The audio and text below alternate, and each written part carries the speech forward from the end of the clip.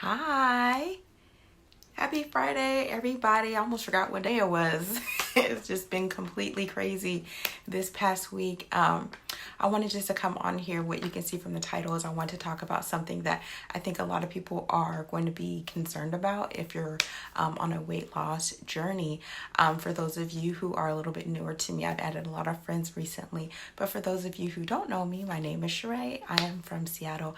I'm an online women's health coach. I help women who struggle losing weight create effective and sustainable lifestyle changes while eating food that they actually enjoy. And so, like I said from the title, I'm going to be talking about weight gain because you may be wondering if I'm under quarantine, if I'm being isolated, I can't go to the gym, and the grocery stores are hectic and they're packed. And, what do I do? How do I avoid gaining weight? And something that I really want to emphasize is that I know that this is a very challenging time for all of us in so many different ways. But one goal to success, one thing that all successful people have in common is that they learn to pivot. They do not pause. So right now is not the time to pause when it comes to your weight loss goals. It's not the time to pause and just say, I'll do it when everything kind of blows over, because as we can see, things change daily and we have no idea when things are going to change, when things are going to turn back to normal. So right now, this is our new normal. So really it's about how do we adapt?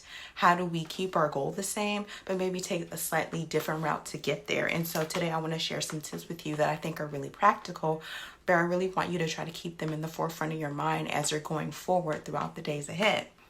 So the first important thing that we can do, I know that we're quarantined, but we can still keep moving. I know that the gyms are closed. I know that not everybody has access to a home gym, but earlier this week I posted two really helpful posts. The first one, I talked about my favorite free YouTube channels. Those are full-length professional YouTube channels. They have cardio, yoga, strength training, anything that you need, and they cater to, a different activity levels. If you're a beginner, if you're intermediate, if you're advanced. And so there are a ton of really great free YouTube videos. You don't have to have a lot of space. I have a 1-bedroom, 600 square feet apartment, and I'm able to work out in the comfort of my living room. So definitely still try to make it happen. You can go outside for a walk. If the weather is conducive in your area, of course, keep your distance from other people. You can do weight loss DVDs, like you can do Jillian Michaels. I know a lot of stores are closed, but places like Target and Walmart are still open. The second post that I made this week was talking about the concept of NEAT, N-E-A-T, which stands for non-exercise activity thermogenesis, which I know is a mouthful and you're like, what? But pretty much it's an acronym and it's called NEAT. And what it is it talks about the calories that we burn, not from working out, but just from doing our normal day-to-day activities. If you're walking around the grocery store, you're burning calories. If you're maybe gardening, or you're playing with your kids, or you're folding laundry, or you're doing some spring cleaning, or when you do go to the store, you're choosing to park further away so you can get in more steps. If you're going somewhere that has an elevator, you're taking the stairs instead. So trying to find those little ways to incorporate more physical activity into your day are really going to be helpful to you right now, instead of just being sedentary. We really want to try to move as much as possible, as often as possible.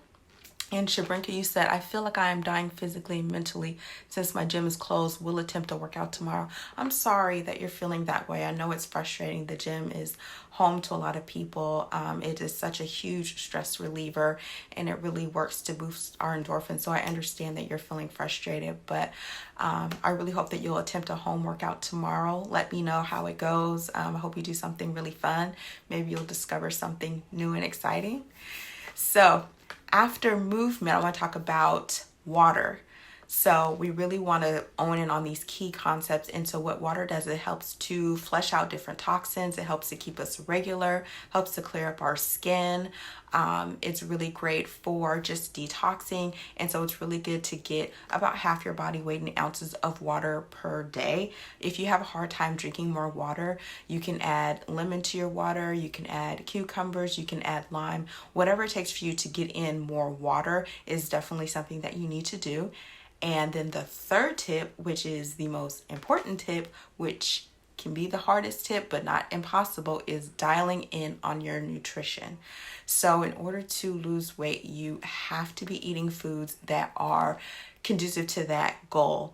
And I know that Uber Eats is delivering, and I know that it's tempting to go for Uber Eats, or, if you're feeling emotional, you're feeling frustrated, it's easy to want to, go for something that is quick and easy, but the grocery stores are still open. I know some things are kind of picked over, but I went today and I was still able to get a lot of really great things. They've really restocked. So again, I don't know what it's like in your area, but I do encourage you to go to the grocery store to cook for yourself as much as possible. And when it comes to nutrition, I have a couple of concepts when it comes to building your meals, because a lot of times you're like, okay, I know I need to eat healthy, but what does that mean? What are some starting points? So I really want to give you some key starting points here. And the first one that I try to emphasize is prioritize protein. So at every single meal, for breakfast, lunch, and dinner, have a source of protein. Protein could be eggs, it could be turkey, it could be fish, it could be salmon, eggs. If you don't eat meat, it could be beans, it could be lentils, it could be tofu, tempeh. So start with your protein. That is most important, because that is the nutrient that is going to keep you fullest the longest. So prioritize your protein. And then when you're building your plate of food, so imagine that you have a plate of food. So take half of it, fill that with green vegetables. So that could be your kale, it could be collards, it could be green beans, asparagus, broccoli, zucchini, anything that you like. Try to fill half your plate with veggies, a quarter of your plate with a lean protein. So I gave some examples previously, but again, you want to stick with that lean protein. And then a quarter of it, the last quarter of the plate, you want that to be your complex carbohydrates, because carbohydrates definitely have their place in a healthy lifestyle. You can still lose weight and eat carbs. You don't need to go low carb. You don't need to go keto if you don't really want to, because you can still lose weight by eating carbs. It's the type of carbs that you need to eat. You need to eat the kind of carbs that your body digests slowly, that have nutrients, that have fiber, that keep you full. So I'm talking about sweet potatoes, your brown rice, your quinoa, your farro, things like that. You can have those healthy whole grains, and then if you need to, you can add a healthy source of fat. And by that, I'm meaning like avocados. Those are a good source of healthy fats. You can use maybe like a tablespoon of olive oil and drizzle that over your vegetables. And then if you can tolerate dairy, it's good to have a serving of dairy, provided again that you're not lactose intolerant. But you can always have almond milk. That's a really great dairy-free alternative that actually has a lot of calcium as well.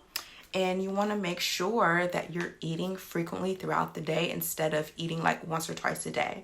So you really want to get into the habit of eating frequently throughout the day, so you're kind of staying ahead of hunger, so you don't get to the end of the day and you're like, I haven't eaten, and you're ravenous. And then that's when you want ice cream, cookies, cake, pie, and all like that. So if you eat steadily throughout the day, you're giving your body the steadily flow of energy and of nutrients, and you can make more mindful decisions when it comes to dinner. And so eating 4 to 5 times a day, so that could look like breakfast, a mid-morning snack, lunch, an afternoon snack, and then dinner. But at the bare minimum, you should eat at least breakfast, lunch, and dinner. But I would really encourage breakfast, lunch, dinner, and snack. So again, trying to eat 4 to 5 times a day, eating balanced meals. You're eating 5 to 6 servings of fruits and vegetables per day. Again, you're eating your lean proteins, your complex carbs. You're cooking more for yourself as opposed to ordering out. You're choosing to bake your foods instead of frying your foods. And so it's just about trying to make small changes along the way. So like I said at the beginning of this video, is not saying, well, I can't do this and I can't do that, and the store doesn't have this, the store doesn't have that, and I understand that. But it's just working with what you have and just trying to make the best choices that you can, knowing the goal that you have in mind. And another thing when it comes to what you're eating, if weight loss is one of your goals, is understanding how many calories your body needs. I know a lot of times as women we're told, oh, if you want to lose weight, you have to eat 1,200 calories. Well, not all women need 1,200 calories. Some women need more than that. So to create that calorie deficit so that you lose weight, you have to calculate it. There's online calendars that you can use, online apps that you can use, or excuse me, on your phone apps that you can use, like MyFitnessPal. So tracking your meals, just getting into the habit now while it's slow, is something that is really going to be beneficial to you when things do eventually pick back up. Because when you're tracking your meals, you have that visibility, you have that accountability, and you can kind of see different trends, and you can say, okay, this is what's working really well for me, so I'm going to keep doing that habit. Or, this is kind of where I have some challenges. Where can I make a better choice? So it's a great tool not to obsess over, but just to bring, like I say, accountability and to bring awareness. And Kay says, baby, this being stuck is ripping and running to see my mom's is tearing my diet apart. I know. We're all kind of living hectic. So, just try to stay focused.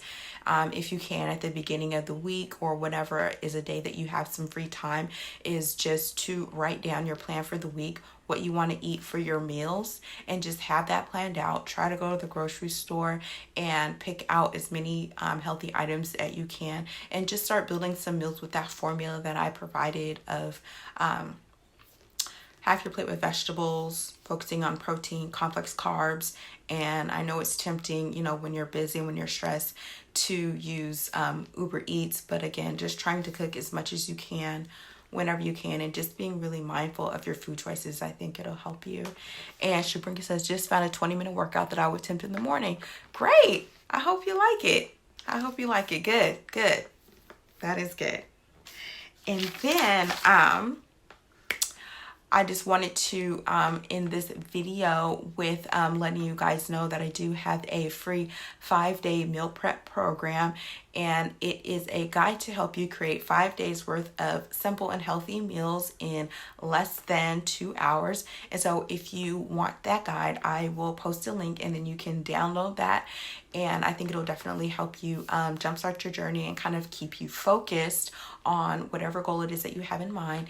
And also just to let you all know that I am a health coach. And so if you want personal one-on-one coaching, you want someone to sit down with you and to talk about your goals, create an action plan for you, someone who is going to give you support, accountability, someone who is going to talk to you and help you understand just the basics of nutrition, healthy eating, portion control, if you're struggling with emotional eating, just kind of helping you push past those roadblocks so that your goal actually becomes a reality, so that instead of just saying, I want to lose 40 pounds, it's okay. These are the steps I'm going to take to lose 40 pounds, and I'm going to have Sheree help me. She's going to be my coach. She's going to hold me accountable each week. And then I also provide my clients with a meal plan. So each week you will get a custom meal plan from me. And by custom, I mean it will have your weight loss goals in mind. So whatever amount of calories that you need to eat, I calculate that. I build the plan based on that. I take into account all of your preferences, things that you like, you don't like, if you have any allergies, if you have any intolerances. And I also provide you with a grocery list that is categorized and it's laid out the same way most standard grocery stores are laid out, so you can get in there and just hit up the different areas of the store and then boom, you're out. So like I said, I will post a link to where you can download that meal prep program.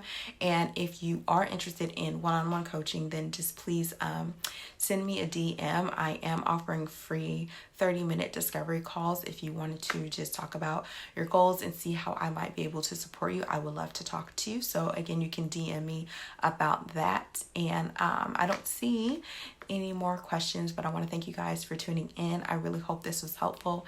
If it was helpful to you, feel free to tag people, feel free to share it. Oh, Jamil says, I'm doing sets of stairs up and down. It's my first step. I'm doing 100 sets daily. Good. And that's another good thing. I didn't think about that. So thank you.